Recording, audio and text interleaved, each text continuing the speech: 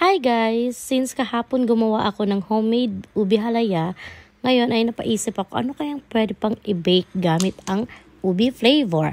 So, gumawa tayo ng ubi crinkles. Tara, simulan na natin. I-mix muna natin lahat ng liquid ingredients katulad ng 2 itlog at naglagay na ako dito ng ubi flavor. Tapos, sinama ko na rin dito ang ubi halaya na ginawa ko kahapon.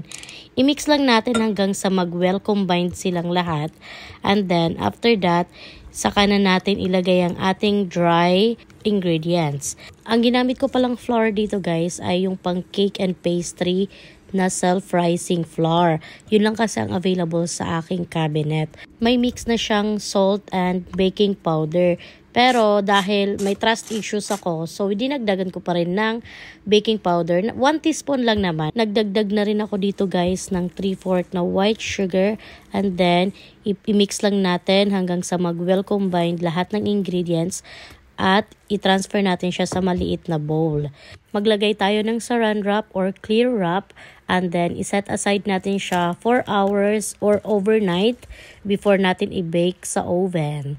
After 4 hours guys, nag-bake nga ako at nakalimutan ko mag-video kasi busy ako kakapanood. Hindi ko tuloy na pakita sa inyo kung paano ko i-coat. At ngayon ko lang din na-realize guys, naubos na palang aking compartment paper. So wala akong choice kundi tin foil ang aking gagamitin. Binake ko pala siya sa 350 Fahrenheit for 10 minutes. And make sure after ma-bake, ilagay nyo agad siya sa wire rack para hindi masyadong tutong ang ilalim ng crinkles. Tips para hindi mag-flatten yung crinkles nyo or any cookies, huwag nyo itataktak after ma-bake kasi ang tendency titigas ang inyong crinkles or cookies. Anyways, ito na po ang ating finished product. Enjoy your dessert and pwede na rin tong pang negosyo.